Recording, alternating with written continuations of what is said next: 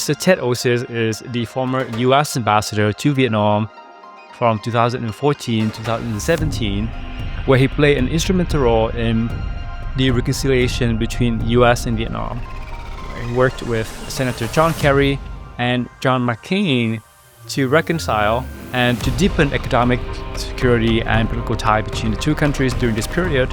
And he's also the author of the book, Nothing is Impossible, America Reconciliation with Vietnam. Ted Osius is famous for embracing bicycle diplomacy and for being the people's ambassador, where he biked all around Vietnam and built bridges with the Vietnamese people.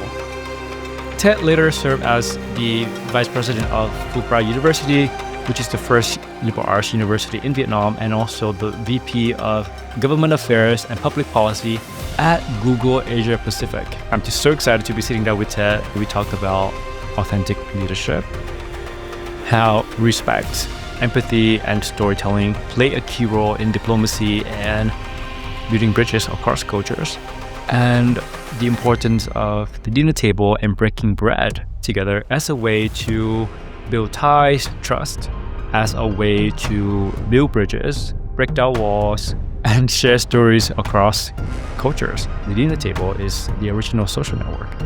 Ted is also the first openly LGBT U.S. ambassador in Asia. He's now married with 2 kids, and they live in Ho Chi Minh City, Vietnam. Ted Osius has spent his life building bridges across cultures and is an expert voice on leadership, storytelling, and reconciliation.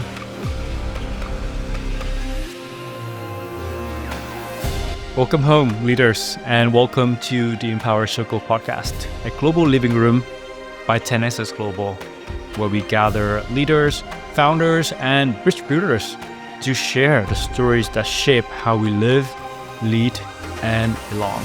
This is your host, Henry V. Bao. Today, I'm just so excited to be sitting down with a dear mentor and a friend of our global community of leaders in our brand new Nexus studio right in the heart of Ho Chi Minh City, Vietnam. Let's welcome Ted to our studio. Thanks for welcoming me here. Yeah, okay. Yeah. I think, Welcome home. am I the first guest? You are the first guest. I love that. I love it. I'm very honored to be the first one. Yeah. I think that's great. Welcome to our home. Yeah, thank you. Gee. Yeah. So welcome to our studios. This is a brand new studio. Welcome. Good. Yeah. Good. I'm going to sit here. Yes. If you look here, every 5 minutes there's going to be a plane arriving. The airport's right there. Tan Son Nhut? Wow. It's quite a good view. Wow. And then Vinh Thanh, District 2, this is just a 360 view, so you see the whole city. Fantastic. So the walls are all made of marble from the An and Vinh. Oh, nice. So the walls are all marble. Yeah. The feng shui in this studio is quite good. Yeah. I love this studio because you can see the real world of Vietnam. You look around this building versus like a high rise where you don't see the people. And this painting, we got this for 10 Nexus. This is by a very talented artist, Hoang An. He's from Đà Lạt. And it looks It's yaw paper. Rice paper? Or? Yaw paper. Yaw? Yeah. Nghĩa là gì? Yeah, it's a very special type of paper. Wow. And we got this because if you look at it, it's 10 chairs. Mm-hmm. And beyond 10, it's hard to keep one conversation together. If you have 10 around the table, you can hold the conversation together. And if you get more than that, it's hard. Correct. So 10 Nexus. 10 Nexus. Yeah. It started as a series of dinners in 2018 after Burning Man in New York, Williamsburg. Did you go to Burning Man? 6 times. Yeah, I've been 6 times. You've probably met my friend, Jennifer Reiser. She's one of the... Nice. She's done an exhibit on Burning Man and a book on Burning Man. And she's one of the burners, like many, many, many years. I'd love to do that. Yeah. Never done it. Yeah. I left to take my family and my mom there also. Oh, wow. Yeah. So anyway, the reason why we chose this painting is because you look at it, it's about the idea of going higher together, because it's on a high land, you see the clouds. Yeah. And 10x to co-elevate is one of our principles, 10x's. And there are 10 chairs. The red plastic chair is a staple in Vietnamese street life. You could sit there and eat pho, right? Yes, or hủ tiếu, or cơm tấm. Actually, what's your favorite Vietnamese dish? Well, I think bánh xèo. Yeah. I love bánh xèo, and bánh xèo is, street food. So you can imagine sitting on a plastic chair and eating bánh xèo. Nice. Yeah. Oh. So that's your comfort food. Bánh xèo is my comfort food. Amazing. Yeah. For me, it's cơm tấm. Oh, cơm tấm. Yeah. My favorite Vietnamese dish. Yeah, probably. For my kids, it's pho. For sure. It's pho for both kids. And this is from an artist in Hoi An. Han Thong means smooth sailing. So an artist in Hoi An painted it for me. Henry Viet Bao. Yeah. And so before Lachaux, there was Lachaux. Viet Bao. Viet Bao is my first name, and Lachaux is my family name. French family name. Bang Sư Han Thong. Bánh xèo Han Thong. Yeah, and these are from the Natural History Museum in London. Oh, wow. These are because we're building a home for global leaders, global citizens. We need ingredients, right? Actually, Lachaux, my last name means lime. Means Lime, the things to build buildings with. So Lachaux means lime. Yeah. Oh. So to build a house, we need ingredients and rocks and minerals. And so the walls here are so quite meaningful for that reason. Yeah. The marble. Wow. So as you know, because this studio is also where we live. So it's like a home. It's not just a studio. Very nice. It's very homey. Oh yeah, actually, here's my parents and my grandma. Yeah. Oh. That's my mom and my dad. There's a 20-year Lachaux gap between them. Mr. Lachaux. My mom was 70 this year, and my dad is 89 when he passed away a year ago. Lachaux. Yeah, so my mom always looked so young. And this was Ba. My grandma. Ba. In Bang Cheng Viet, it's Ba. Yeah, correct. Bà ngoại. Ba ngoại. Yeah, so such a pleasure to have you in our Nexus studio today. As you see, it's a beautiful day in Saigon, just right before TED. Right before TED. And I love it that I get to be the first guest. Yes, and such an honor to have you as our first guest. Thank you. Thank you for being here. What are you most excited about this TED? And you remember your very first TED in Vietnam? Would you share a story? My very first TED would have been about January 1997. I lived in Hanoi. I lived in Ba Dinh district. And I was introduced to some of the traditions of TED by a couple of different people. One was a very good friend who taught me which traditions meant the most. Her name is Tao Griffiths. And I did things like I put carp into the lake, and they swam and delivered messages to the kitchen gods. And we made ban chung. And I already had studied a lot of what made TET special. And then I had some students whom I also learned from, and they taught me some of the TET traditions. So I had multiple teachers who helped me understand how important TET was in Vietnamese culture. And how was your first bite of ban chung? So I like ban chung. In fact, we just had some just a little while ago. But I love the story. I love that there were so many specialties that were brought to Hung Vuong by the other sons. But the youngest son brought this specialty that was highly symbolic and used simple ingredients, just rice and pork and mung bean, not fancy stuff. But it takes some care to make it. You don't make it instantly. You take some time and care. And when he brought it to his father liked it and made him king. So it turned out to be a good call. But he liked the fact that it symbolized the connection between earth and heaven, and he liked it that it used simple ingredients and not ingredients that he'd found on the highest mountain or the deepest part of the ocean, but ingredients that meant something to people in Vietnam. 1997, I remember I left Vietnam officially in 2004. 2004. And also that's the same year I read this, that the U.S. has the very first commercial flight to Vietnam, 2004. Yes, that's right. Yeah, that's right. We are very well known in diplomacy as one of the catalysts, the diplomat, the leader behind the reconciliation between U.S. and Vietnam. Well, I wouldn't say I was the leader. Certainly one of the key leaders was my very first boss here, Pete Peterson. He was the first U.S. ambassador to Vietnam. And even before him, people like John McCain and John Kerry, both of whom I got to know. But I was able to do my part, and I was really privileged to be U.S. ambassador here and to be able to come back to a country that I already loved. I feel very grateful to have you right in front of me right now, because for me growing up, I grew up between cultures myself. My father was in the French military. My mom is Vietnamese. And I grew up also in Singapore, in the UK, and US. And so understanding across cultures was something that I grew up with, and I had to understand how to do in order to survive and then thrive in high school and college and also in my home. Our leaders come from different cultures. Many of us come from different backgrounds. What is that first thing that leaders need to do to connect across cultures, to build bridges, to build alliances, to build partnerships across cultures? Well, I think the first thing is to respect cultures that might be different from our own. And that means to learn about them.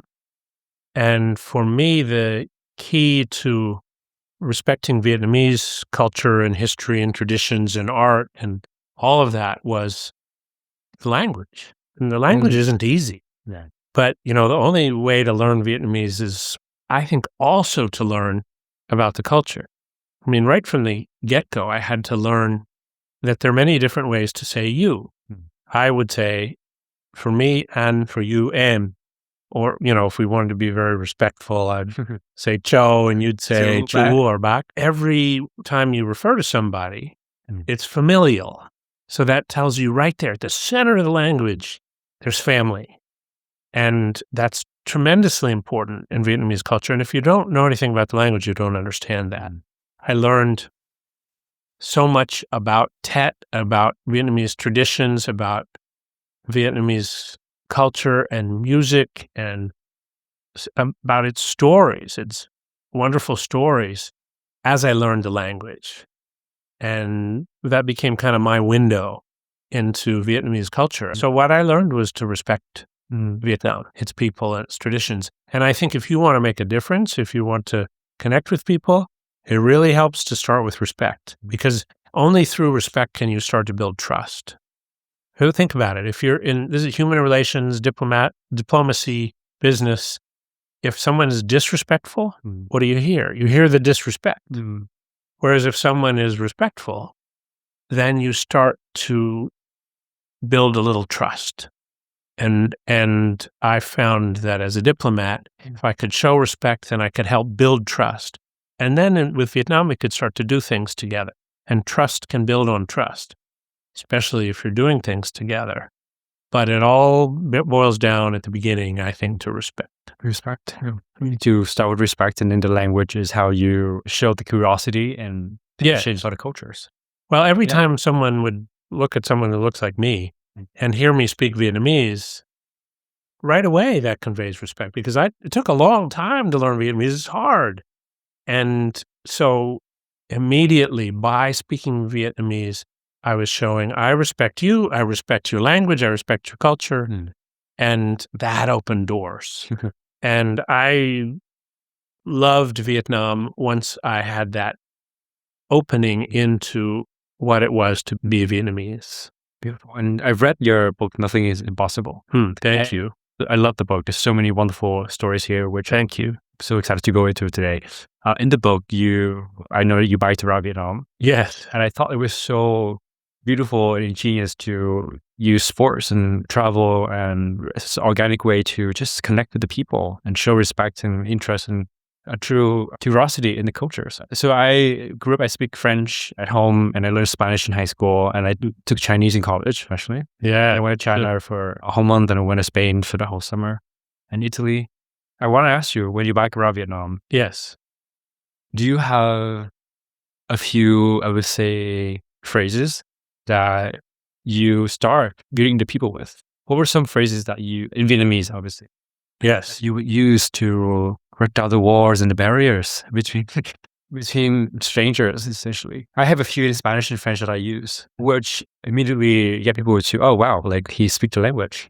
I'm curious for you in Vietnamese, which are the phrases you use, and can you share that with the audience? Well, when I first rode around Vietnam, it was in the 90s, the assumption from the way I looked was that I was Soviet. So I would always hear Liên Xô, Liên Xô, Liên Xô, always. And I would say, tôi là người Mỹ. Right away, I would say, no, I'm not Liên Xô, I'm người Mỹ. And very often you meet kids, right? Because kids are the most open. I rode with some friends from the north to the south. And in addition to language, we used toys. We used to give them like wind-up frogs that would hop, or pens, just little toys that kids could play with. And that meant a lot. And then they would ride their bikes along with us and we would talk. I would speak in Vietnamese, and I found that because I was going the prevailing pace, back in the 90s, remember, not many people were in cars. Some people were in motorbikes, but a lot of people, especially in the countryside, were riding bicycles. So I'd be riding the prevailing pace of many people, and so we could talk. And it's different from being in a limousine with tinted windows. When you're on a bicycle, you're right out there. And, you're wearing spandex or whatever. You're kind of vulnerable, but you're right there. You're wearing spandex, yeah. Well, that's what you wear in bike shorts. And when I rode with my friends, we were like the circus come to town, because we had colorful outfits that we were wearing, and we had wind-up frogs. Yeah. Really? Wow, what a spectacle. We were like the circus. And so kids would come when they would join us. We'd blow balloons and do a lot of things to engage. And for all of us, that was meaningful. It was the engagement. And these were people, Americans, but also there was one guy from Australia, a couple of Vietnamese. We were a mixed group. But that engagement was what meant so much to everybody. I get a bit emotional when I hear your story, because my father back then, he lived in Vietnam for 16 years with my mother. And he unfortunately passed away a year ago. When I was in primary school, he would walk around Saigon for like half a day, for 4 hours at a time. He'd walk around, he would talk to people, and in his body language, because he doesn't speak Vietnamese, and he would connect through just a genuine connection, through a genuine curiosity to want to understand the culture. Yeah. And it's with eyes.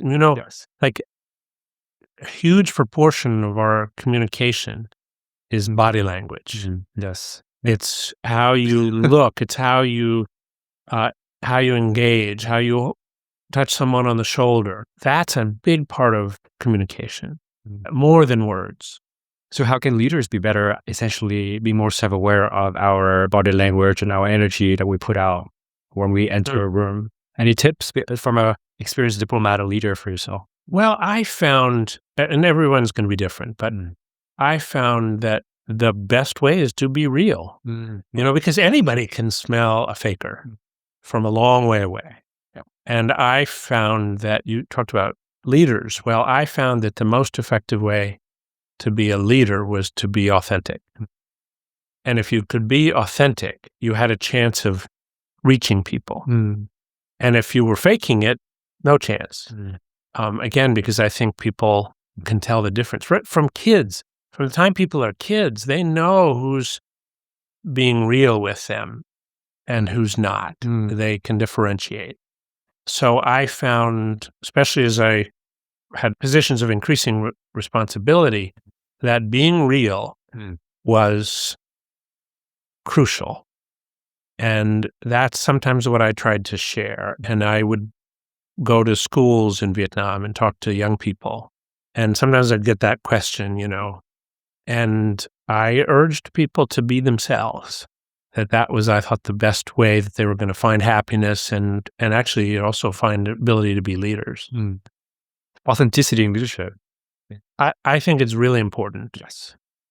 I wanted to ask this question. Actually, this question came to my mind as I read your really long bio. You have a very accomplished career in diplomacy, education, and public policy, government affairs, in tech, at Google, at Fulbright University, for the State Department in Thailand, Vietnam, and other countries as well, being the first gay ambassador in Asia.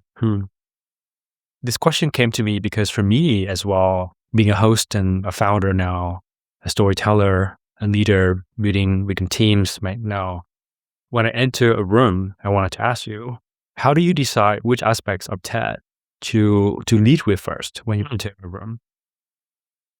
There's the Big Boss Ambassador TED. Yeah. There's diplomat TED. There's educator, teacher TED. There's father, husband TED.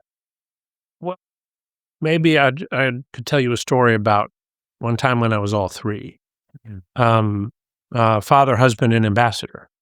It was my first year as ambassador. I received a message from someone in the United States, Ruth Bader Ginsburg. She was Associate Justice of the Supreme Court and someone I admired very much. And she wrote, "Ambassador, I'm going to be traveling to Vietnam with my daughter. Can I stay with you? You're home." What year was this? So this was 2015. And I had just arrived. I was brand new ambassador. And I get this message. And I thought, oh, RBG, who she was known as in the United States.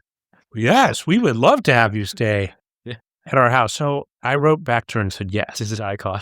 Yes, she is. And a friend of mine at the embassy said, they've just changed the laws in the United States. They made a decision at the Supreme Court level called Obregon, so that your marriage to Clayton, my husband, would now be legal in all 50 states. Why don't you ask her to renew your wedding vows while she's here? I thought, wow, that's chutzpah. How could I do that? But I did. I wrote to her and asked, would you renew our wedding vows? And she wrote back and said, yes. I was just kind of surprised, but I thought, well, this is cool. And then I started thinking, as an ambassador, how can I do this in such a way that I convey a good message to people? And that meant making sure there was some visibility that we were doing this renewal of wedding vows. And in fact, we did get articles out, and it became widely known that we renewed our wedding vows with RBG in Hanoi. From that moment on, people would come up to us and say, oh, I came out when I learned that you can actually be yourself and have a good job and have a family. So that worked. That part of it worked, the ambassador part. But what I forgot about was the husband and father part. I wasn't thinking about that. And so there it was, RBG renewing our vows. And they were the same vows we used in Canada 10 years ago and 10 years earlier in Canada. We were married in Canada because we couldn't be legally married in the United States. 2013 was the year that became legal federally. 2015. Oh, 15. 2015 was, the bill was passed 2013. That's right. But 2015 was Obregon. And we were married 10 years earlier in Vancouver because it was legal there. Well, this time, 10 years later, we had 2 children. We had our son was 18 months old and our daughter was 6 months old. And they were in our arms, They were part of the ceremony. And I think at one point, Tabo, our son, who was 18 months old, jumped from Dada's arms into Papa's arms. And boom, it hit me. That's what it was about. It was not about being ambassador or even so much about being husband anymore. We'd been husbands for a long time. It was about our children. It was about these 2 little people. And children are like your heart outside of your body. I mean, it was about these 2 people for whom we're so responsible. That's what it was about. That's what made marriage so important, for us to be able to be married like other people were. And so, boom, it hit me. So in that very short space of time, I was being ambassador and being husband and being father. And it turned out father was the most important of all. You're very proud of being a father. Yes, I love being a father. It's the hardest job I've ever had. But it's the toughest job, but it's also the most satisfying. I love being a father. I'm crazy about my children. That one's, because it's about my children. When it's about your children, it's very close to home. That's landed very powerfully for me because I went through a journey of coming out. I came out when I was living in New York for 11 years. Yes. I grew up in Vietnam and Singapore, pretty conservative places back then. And I remember when I was living in the US and the UK and France, I didn't really accept the fact that I was LGBT. Yeah. I remember in 2019, New York has War Pride. It's the biggest pride celebration. Yeah. 50 years anniversary of the Stonewall riots. Yeah. And so that moment, I remember on Sunday, the Pride Parade, 5 million people was marching, right? And I was part of a friend's law firm. I was part of the parade. I remember I was marching in my really happy outfit, very colorful. The firm has a bandana, the law firm. Yes. And I was giving out bandanas to a few people on the streets. Rainbow colored? Rainbow bandanas. Exactly. Yeah. And there was this lady with a toddler on her arms. She was like waving to like, hey, I would like one for my kid. And I gave her one and she put it on her kid right away. I just felt so much love and acceptance. Yeah. I felt like all the years of not accepting myself and all the things that I went through, which is that moment I felt so free. Yes. And myself, and I was having tears of happiness. But that's authenticity. Yes. Didn't you become a better leader once you could be yourself? When I can show all my colors at work and in life and everything. Well, here's the thing. When I came back to Vietnam in 2020, because I didn't know how to be myself completely in that regard, I actually went back in the closet in 2020. Yeah. At work, I didn't show all aspects of myself as well. At work, it's still hard in a lot of places. Yes, especially in certain cultures. Yeah. You want to be respectful. I wanted to be respectful. And so it took me a while, but in 2022, I was on a show in Lai, and I again came out on TV. On that show. Yeah. Sharing my story, Korea, and all of that. And so I felt free again, liberated again. And that was helpful for you. Yes. And it was helpful for the people listening to that and watching that story. Yeah. Because you were telling them it's okay. It's okay. And it's okay to be yourself. In fact, you're going to be better at being yourself than at trying to be somebody else. Because you're never going to be good at pretending to be somebody else. You're going to be very good at being yourself. So for our leaders who want to be authentic, in the sense that we are talking about for our conversation so far, that still feel that I cannot be. Any tips for because it's in practice though, there are sometimes even consequences of being authentic, unfortunately. How do you deal with that in the context of being an effective leader? Yeah. I mean, the question I used to get, and I think about, there was a high school in Hue where I had this question. A kid stood up and said, I would like to, there are things I want to do with my life. And my parents would like me to be a doctor. I think that was but what am I supposed to do? And I'd like to be an artist. And I said, it might be hard for your parents to get used to the idea of you doing something different from what they envisioned you doing. But you're going to be way better at being yourself than at forcing yourself into some mold that somebody else established for you. And I actually think that's relevant across culture. There are limits in some cultures on how much you can be yourself. And it's easy for me as a foreigner to say, be yourself. But you're never going to be that good. And you're certainly not going to be a good leader at pretending. What you just brought up is a topic that's very close to me, impactful for me, which is the topic of being authentic to your purpose and what you want to do. Right. And the reason why I'm getting a bit emotional also is because for me right now, building 10X's as a global community and company startup now, my aunt, out of love, still send me job posting every month. Yeah. Like, why do you just have a 6-figure job in New York, which is, a great lifestyle with benefits and 401k and all these great things. For her, growing up in post-war Vietnam, who, gone through that period of scarcity and difficulty. Yes. They want security and stability for the next generation. Yep. And my cousins. And out of love and genuine concern, she still did. And I told her that this is what I want to do this is my calling. I want to be doing this for the next 20 years. And I also remind me of a movie I watched, which was quite impactful for me because as an educator, I watched The Dead Poets Society. Yeah. Lovely movie. Yes. All boys boarding school in New England. Yes. In the movie, it was a wonderful teacher who was quite inspiring. Robin Williams. Yeah. Wonderful character and actor, I would say. And there was a boy in the movie who his father wanted him to be a doctor, right? He wants to be an artist. Because when you mentioned that analogy, I remember that very same role right away. So there's the parental societal expectation. There's what the person, the leader truly want to do. And there's also what's, talk about ikigai, right? There's what you need to be doing for the world. There's what you're good at, the money, the passion, the skills. You've had a few successful careers yourself. How does a leader find the intuition, the voice, and to listen to that voice despite all these pressures and expectations from outside? Well, let's take it back to your aunt. Yes. Because she's doing that out of, you nailed it. She's doing it out of love. Yeah.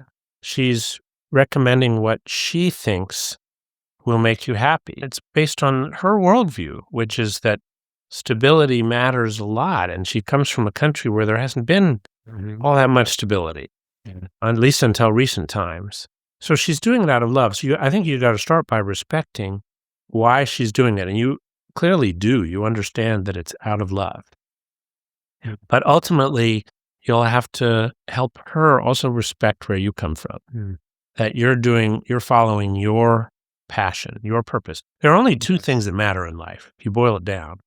One is love, and the other is purpose. Wow.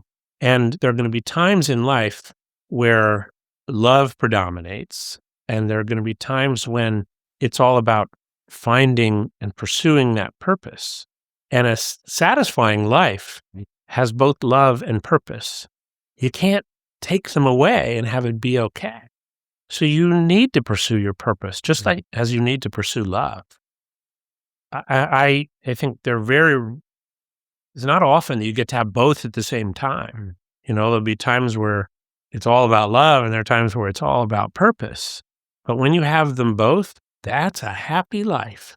And you know what? That is your duty to yourself, to have a satisfying life full of love and purpose.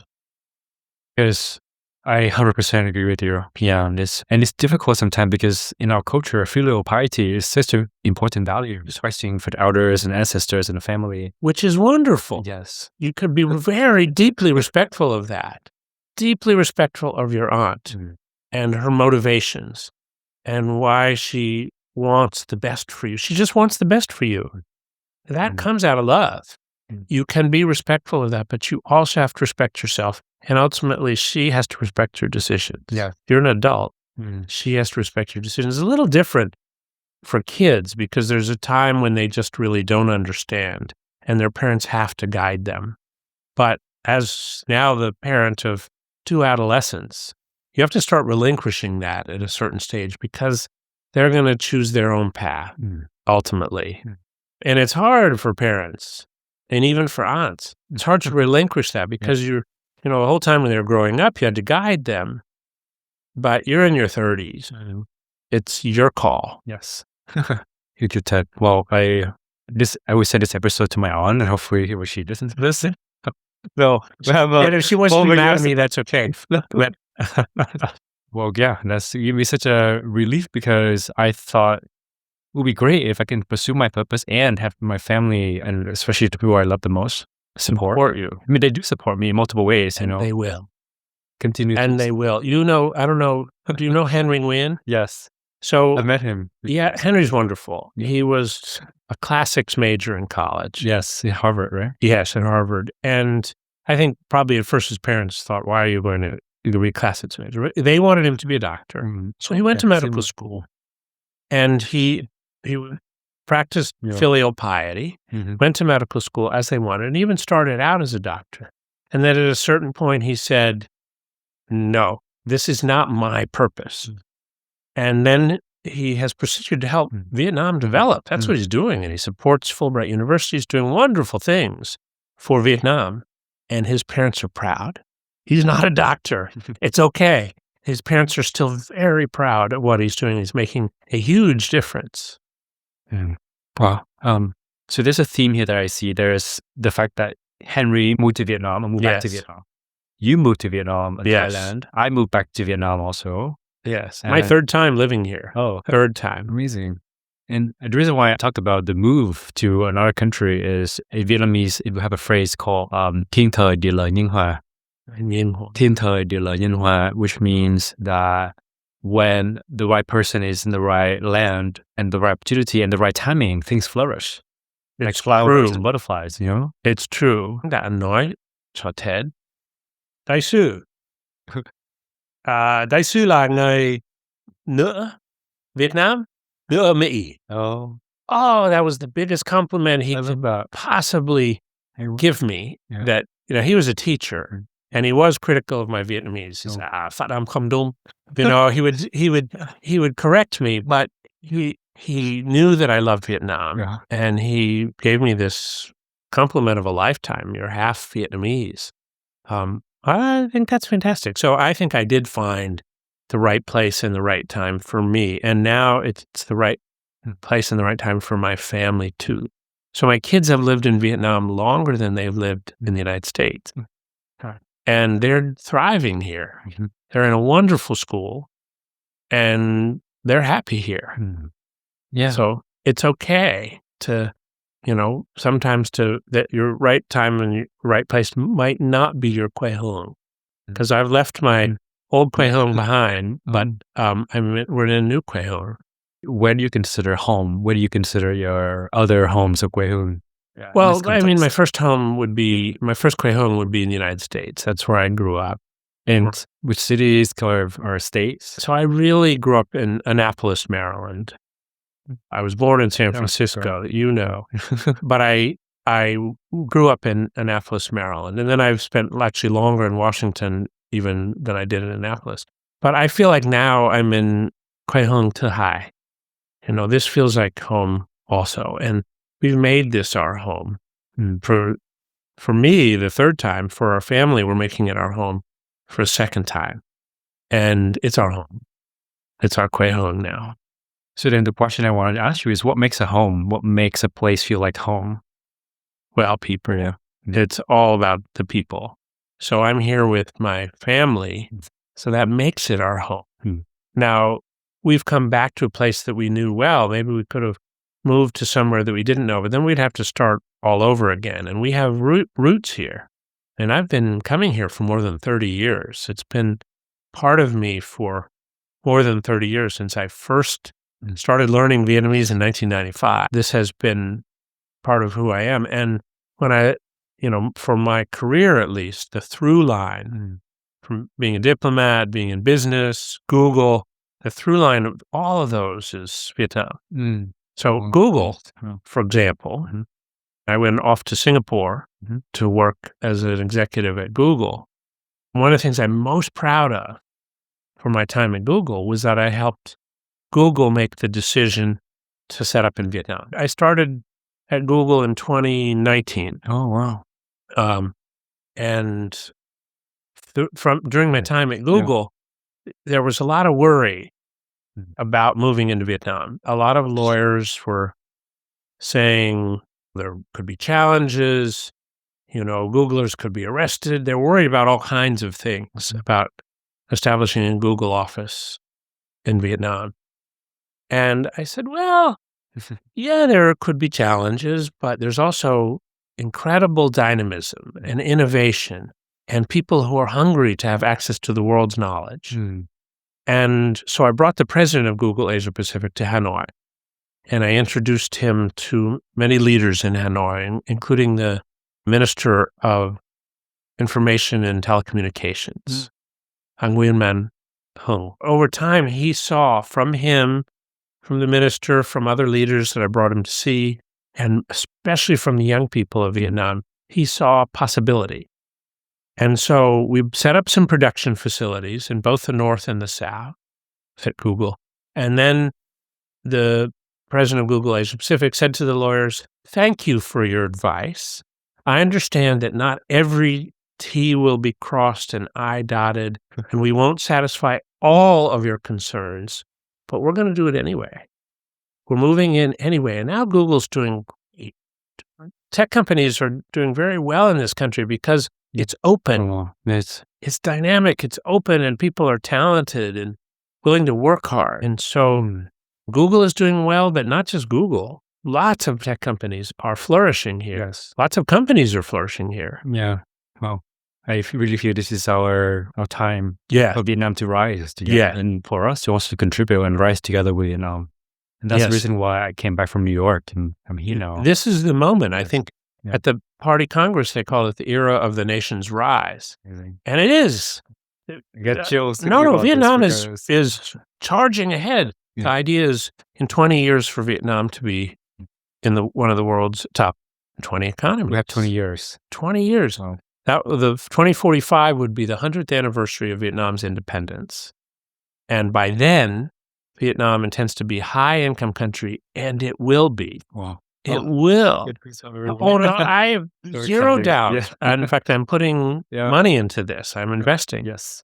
And what does the companies see? They see a huge amount of opportunity. They see a young population. They see women fully engaged in business and in the workplace. And in some cultures, women are marginalized, not here, not in Vietnam. And they see 4 urban centers. You've got Minh, Da Nang, Hanoi, and Haiphong, all centers of innovation, where there are universities and private sector is very engaged.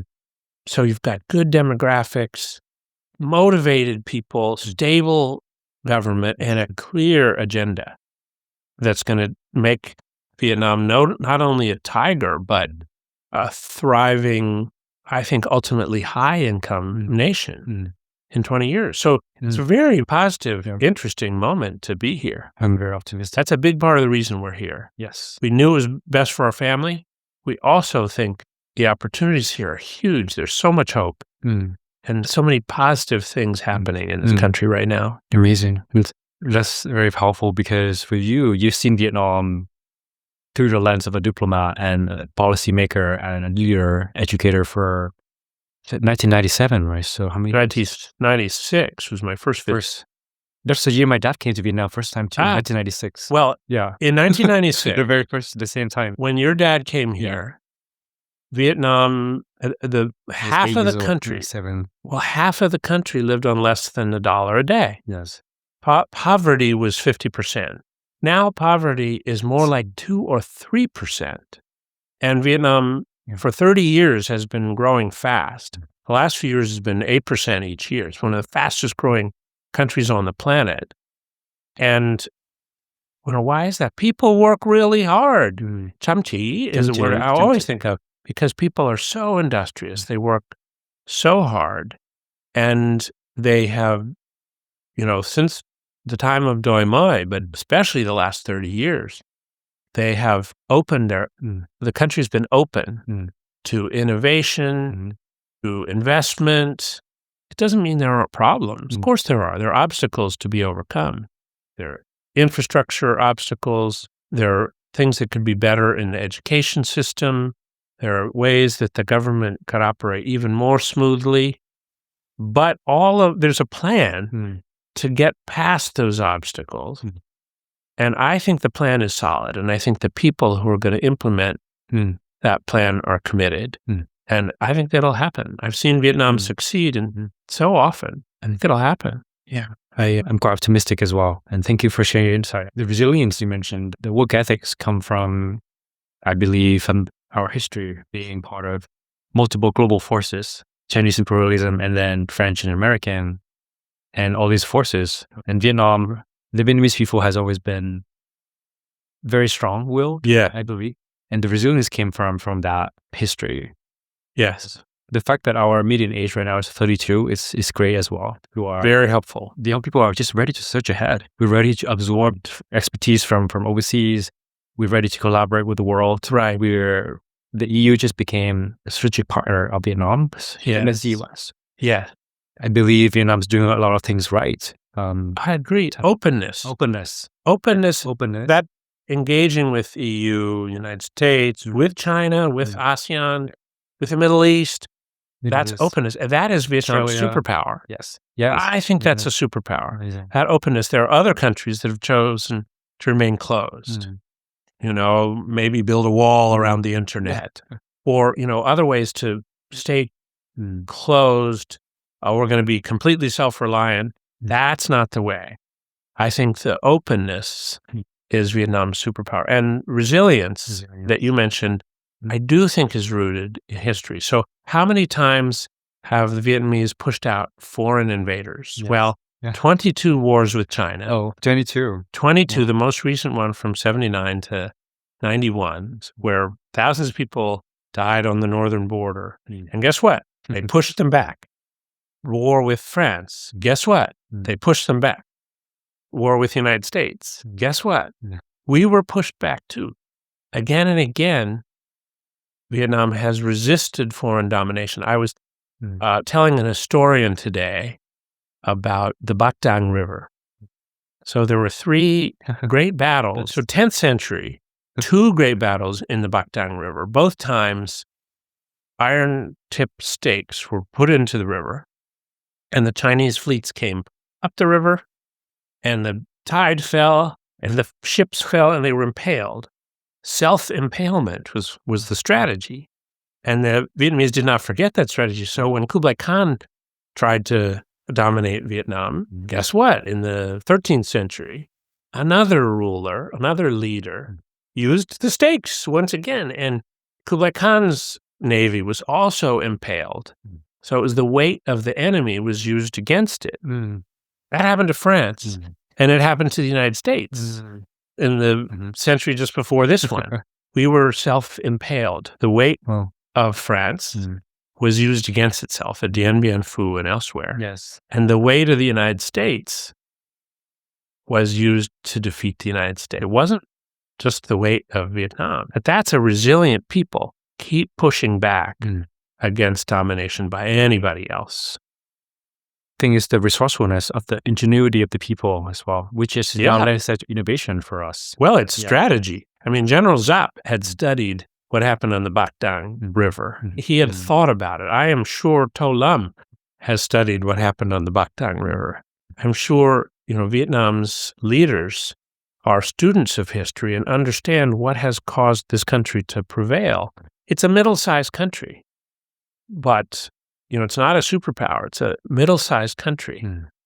But, even Ho Chi Minh, the first one, he said about the French, he said, I might lose 10 men to every one whom you lose, but still I will win and you will lose. And he could have said that to the Americans too, because in the end, that was the reality. The Vietnamese people are resilient and are determined. And I think it's that resilience that will carry them into the next stage, which is to be a high-income country. As I was listening to your share and your stories being on the front line, right? Yes. All those different rooms with modeling Albright, with John Kerry, McCain on the plane with that. It's incredible. Talking about the arc from obviously the war and then normalization and then reconciliation to then starting to partner in trade, buying Boeings and then different levels of trade, right? And then now strategic partnership, which is the highest level of comprehensive strategic partnership. To share wisdom with our global leaders listening to our podcast today, who work across cultures and building alliances and very much needed in today's world. What would be your one lesson that you would like to share in that kind of arc? What role do storytelling and empathy play? And also, what would be your 1 or 2 lessons you would like to share for leaders working across cultures who want to build bridges, partnerships, alliances, which is increasingly important to master in today's world, that skill? Yeah. Well, maybe you said storytelling, so maybe I'll tell a story and then maybe draw from it some principles. But the story I told you about biking, and the reason I biked in Vietnam is because I love to bike, but I also found it to be a good way to learn. And I mentioned that, I met a lot of people when I would bike. Well, there was a time when I biked from Hanoi to Ho Chi Minh. It's a long bike ride. I learned a lot of things. One of the things I learned was that because it's a long country, and in the north, the shoots of rice were green and fresh, and then in the center of the country, the rice was mature, and in the south, people were threshing it and drying the rice by the side of the road. So you see all the phases of the rice, and rice is an important part of Vietnam's culture. So I learned this kind of fundamental thing by just seeing it, experiencing it on a bike. And the other thing I learned about, in addition to the warmth of Vietnamese, was reconciliation. I stopped on a bridge. When you bike, you have to stop, put on sunscreen, eat a granola bar, drink some water, whatever. I stopped on a bridge in Quang Tri between North and South. I was talking to a woman on the bridge. She's a little bit older than I. We were looking out on these ponds, and there were many ponds. And it was strange. There were these ponds all over the place. And so I asked her, what's with the ponds? And she said, oh, well, that's where the Americans dropped their bombs. And then she said, well, they dropped bombs on my village. And she told me how many people had died in her village in Quang Tri. And then she said, and they killed members of my family. And I felt worse and worse because I thought, I better tell her. So I said, tôi là người Mỹ, tôi làm việc cho Đại sứ quán Hoa Kỳ. I'm a diplomat. I'm an American. And she said, hôm nay, chúng ta là chị em.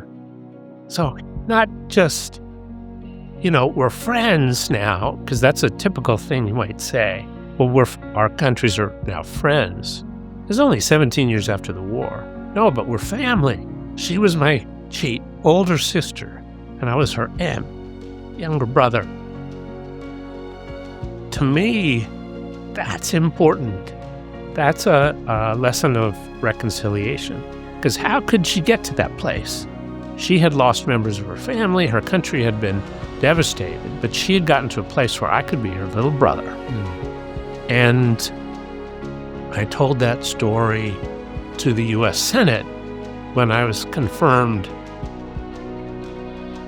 as ambassador, because I thought they need to understand on a human level that reconciliation is possible.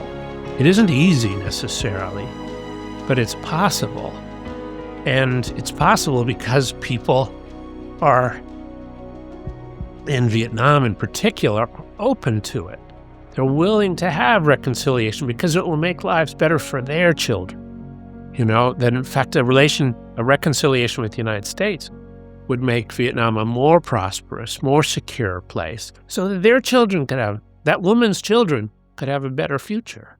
So that's the story, but the principle, I think, is that yes, reconciliation is possible, but you better start out by understanding each other. Mm-hmm. So that's why I come back to this idea of respect. If you respect each other, then you can learn from each other and understand each other, and then reconciliation becomes possible. Trust becomes possible. And the only way we reconciled was that we learned to trust each other. And we learned what we had in common, not just what made us adversaries, but what we had in common. And then we started doing things together. The United States and Vietnam started doing things. First, we started dealing with the legacies of war, cleaning up unexploded ordnance, finding those whom we lost, cleaning up dioxin, doing things together that helped us build trust. And then trust built on trust over the years. And now there's a lot of trust. Mm-hmm.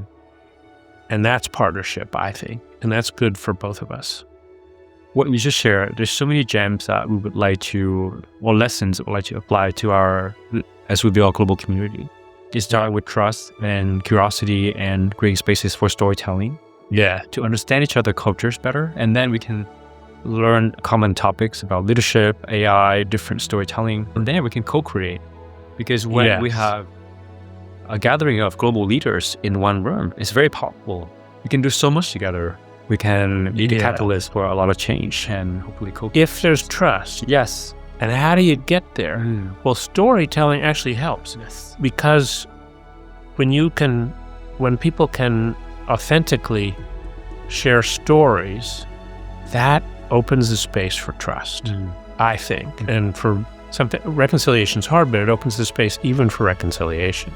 But you got to tell a honest story. Yeah. It's so lovely to have you as a mentor to our community, and we can't wait for our diplomacy salon with you. Oh, good. On leadership, storytelling, and the power of narrative. And is the food going to be Vietnamese? There will be Vietnamese food in art gallery. Good. Hopefully it'll be Beautiful. uplifting and inspiring. Okay. Space to be. Good. So art is part of it too. art, yes. Part of reconciliation, I think. Yes. It's very human, and you share it. It's not political, but you can learn a lot if you pay attention to what artists are communicating.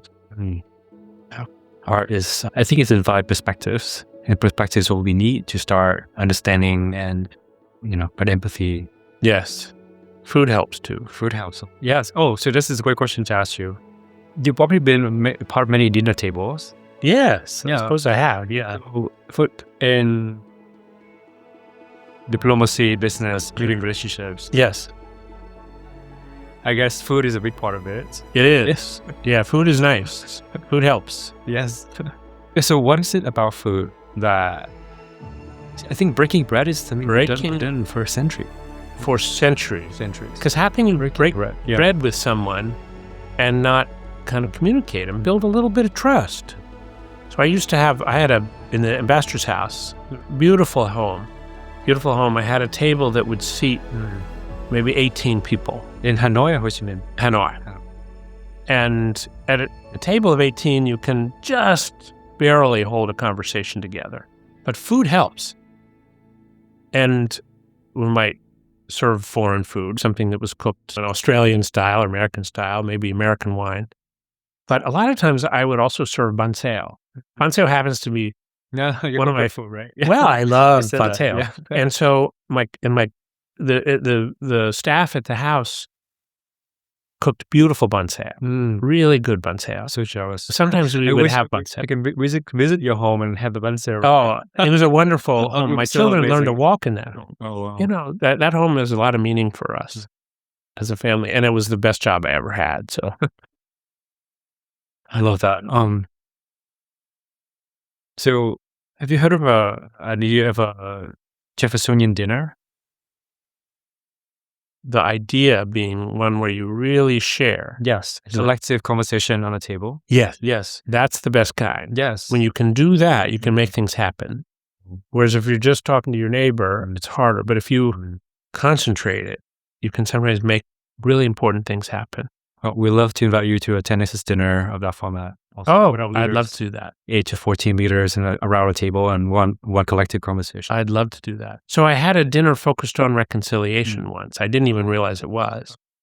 But I was with Drew Faust, the president of Harvard University, who was visiting, and Lê Hoài Trung, vice minister of Foreign Affairs, and Tommy Valley, a friend of Vietnam, and some people who were in his film, the Ken Burns film, and we talked about reconciliation. Which film?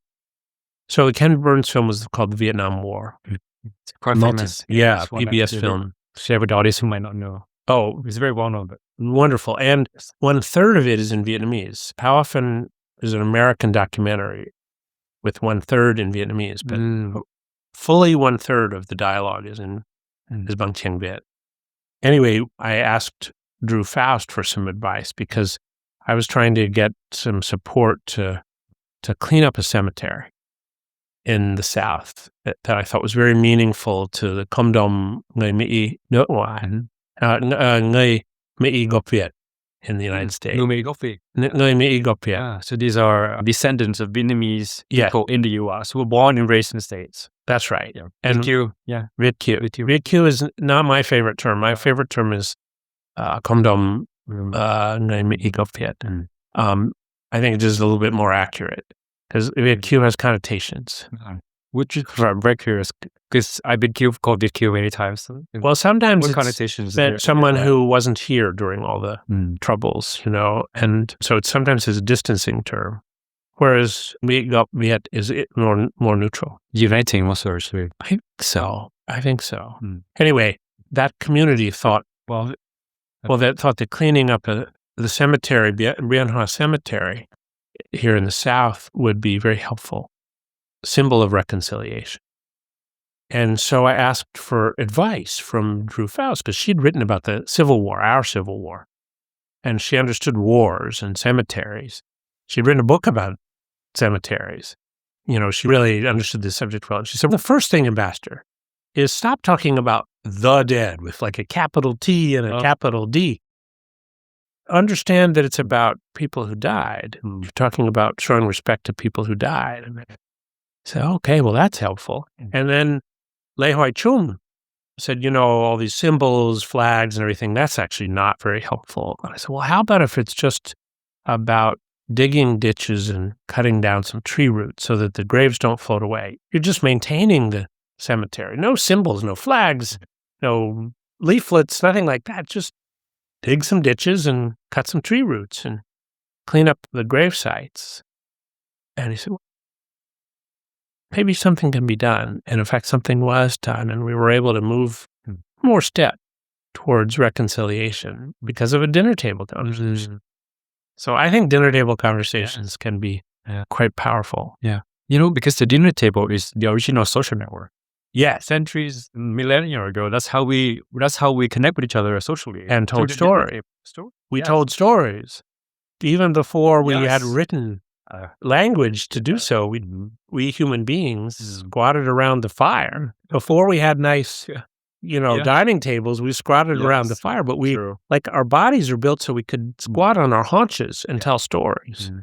Look out over something or eat together. Yes. But we're designed to tell stories. And so around a Jeffersonian idea is then some stories that we tell in common and that we figure out what's the common meaning of these stories. So I think they're very powerful.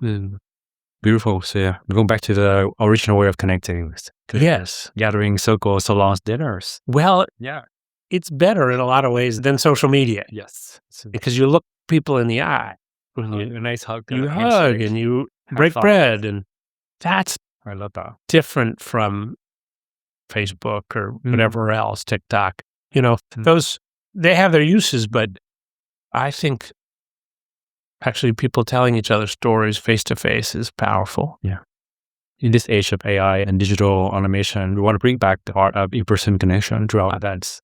Well, I'd be honored to participate, and especially if it's in my Quê Hương Thứ Hai, Thành phố Hồ Chí Minh, in Saigon, and hopefully maybe Hanoi as well. Yeah. Oh, that'd be great too. I love Hanoi. We love both. Yeah. So the next question for you, as we came towards the end of our podcast, is for you as an educator, policymaker, leader, diplomat, as you look at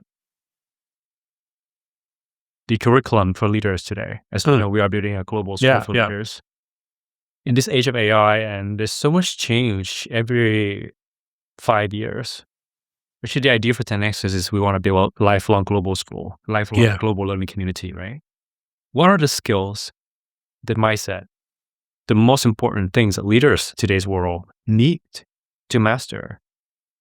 From your point of view as a multi-hyphenate who operate within multiple spaces at a very high level, as a mentor to our community, what do you believe we need to learn the most in today's world to be successful, to be thriving, and to contribute? Yeah. Well, it turns out it's more than just knowledge. Okay, I worked for a company that's mission was to share the world's information with everybody. And I love that. It's a great mission. That's why I was so proud to work for Google.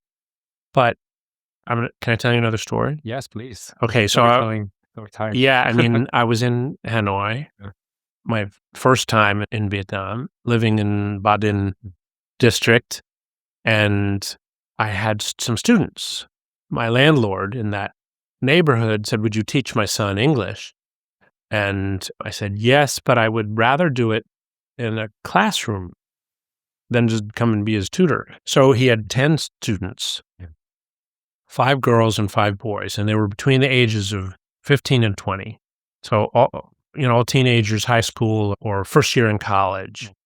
And we met in the old Physics Institute near the Daewoo Hotel every Wednesday night. And it was like so important to me. I planned my trips. I never wanted to miss a Wednesday. And these students taught me so much. They taught me so many things. And I tried to teach them some English. And I brought books from the United States where we could learn vocabulary. And in fact, I reconnected with them when I was ambassador many years later, because a lot of them were on social media. I put up a picture on Facebook. And I was able to track down 6 of the 10 and meet them and see what had happened to their lives. So I'd seen them as teenagers, and then I saw them in their 30s. And it turns out that learning English was helpful to each of them. 3 were CEOs. By then, 2 were diplomats. They were doing amazing things, and they had flourished in their lives. They understood technology. They also had powerful networks, and they spoke some English, which had helped them in their careers. Why do I tell this story? Well, it got me very excited about education and teaching. I come from a family of teachers. My mother's a teacher. My aunts were teachers. My sisters are teachers. I'm now teaching. And education turns out to be super important in this country and getting it right. This country has Confucian values. Parents value education. Grandparents value education. And I kept thinking about how could the United States contribute. So I ended up working with 2 universities that I thought were particularly helpful. Arizona State University, which is innovative, taught 65,000 engineers here, did lots of teaching of teachers, extremely important contributions. And I worked for Fulbright University as vice president. What could it do? It could, as a Vietnamese university, demonstrate the power of a liberal arts education and a freedom of inquiry, freedom to explore where your curiosity took you. And so I'm all in. I want to keep being engaged in education because I think that's one of the areas where Vietnam can continue improving with a strong base. That's what helps it take off because, Vietnam's going to innovate its way to high income status. And you have to have an open education system where you're learning from all different sources to learn the kind of innovation that will help Vietnam succeed. So, go for openness, go for innovation. At times you embrace technology, understand where the limits are, but embrace it, use it for moving forward. Those are the things that I've learned and that I hope will be useful here. In your book, Nothing is Impossible, you talk quite a bit about how education can be a bridge. Yes. Connecting. Yes. So Fulbright is Fulbright initiative that was part of that journey of the arc of building friendship between the 2 countries. I think it's huge. Yeah. And 30,000 Vietnamese study in the United States now. I was one of them. Oh, you studied? Yes, I studied and you studied yes. San Francisco. I mean, this is the best investment we could possibly make is the Fulbright. Fulbright scholars, because what do you get? You get a friend for life when you make that investment. The lifelong network. Lifelong network. You study in the United States. Yes. You have friendships in the United States, UK. Yes. Good for UK that you studied there. Also in France and Singapore. Good for France. Good for Singapore. All with good schools. All of them have good schools. I believe when we go through something difficult together, we build bonds and friendships. Absolutely. And being in college, in uni. You were at Harvard, I was at Amherst College, and Oxford at Sciences Po. Yes. There are very difficult classes that we went through together. Late night conversations, cramming for exams, that kind of support. They're your friends forever, right? Yeah. And then also there's also the social aspect of it, right? Yeah. The late night conversation to 2 a.m. in the pub.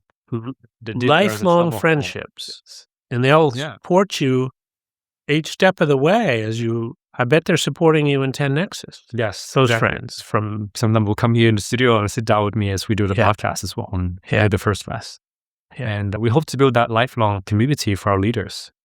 And lifelong learning lifelong learning community. Part of it, because, we don't any longer have these careers where you start here and end here and you're in the same place the whole time. No. You change careers because you have to keep learning and reinventing yourself. In today's world, that's the way it works. Amazing.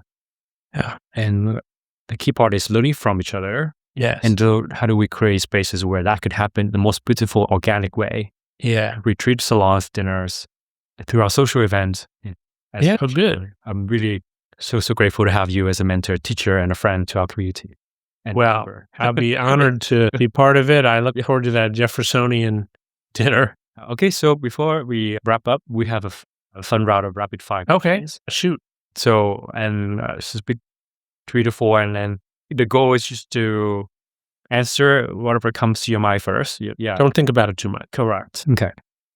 The first question is, Biking, walking, or long dinner? What's your favorite way to build understanding? Biking. Biking. Yeah, could go together for a long time. Nice. Okay. Dinner table or meeting, where can the most impactful conversations happen? Oh, dinner table, for sure. Breaking bread, that allows impactful things. And you're sharing humanity right there rather than presenting a position. This is a good one. Listening or speaking, which is the more powerful leadership skill? Listening. Yes, listening. And this is important to highlight because in the community, public speaking, storytelling is still a very important skill. Yes. But that comes first with respect and listening, right? Yeah. Yes. One word you associate with home? Family. One Vietnamese dish feels like home? Bánh xèo. Is amazing. Yeah. Well, thank you, Ted, for your generosity and wisdom today. Thank you for being our first guest in the Empower Circle podcast. My pleasure. Coming to our studio and sharing your wisdom and stories with our global community of leaders around the world. We are reaching a new year, and this year is a fire horse year, which is last year was this year of a snake, which is about transformation and new beginnings. This year is about momentum and growth. Yes. As we reaching the new year, do you have any lesson or things you want to share with our community and audience before we wrap up our recording?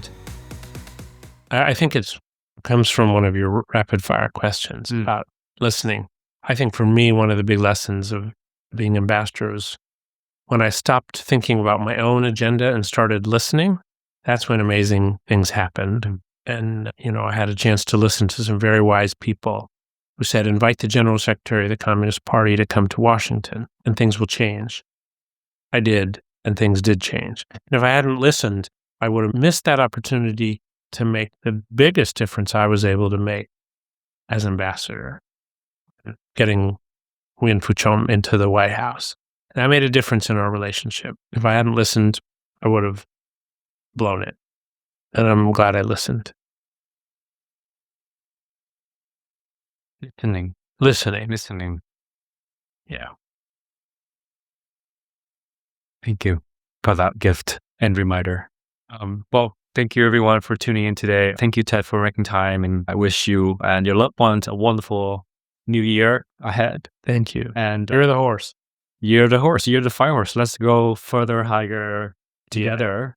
Yes. And look forward to having you at our upcoming dinners and so on with our group community here in Saigon and beyond. I look forward to it as well. Good. Thank you. Thank you. Thank you very much. Awesome. Yeah, the feng shui in this studio is quite good, I would say. This would be a great place to paint, don't you think? I think so too. Because you'd want to create this light, paint. This kind of light for a painting. Yeah. A lot of the decor flowing from Italy, from the UK, from France. Those are the gifts from my mother. Nice. The Vanity Fair book and the 21st Century Hospitality book. Born to party. Born to party, forced to work. Yeah. She really knows you well. Call me back. Maybe, I don't want to be back. I love it when people would call me Ang Ted when I was ambassador. I call him Ang Chu Tik, and he calls me Ang Dai Su. I like that very much. Yes. Ang Dai Su, because it's so respectful. Yeah. And I call him Ang Chu Tik. It seems nicer. Thân thiện hơn và gần gũi hơn. Gần gũi. Luôn phải học tiếng Việt. Luôn phải học. Mỗi ngày. Ted học bằng Duolingo. I see. Wow. Yeah, Duolingo. Vì dễ và mỗi ngày có thể học nữa.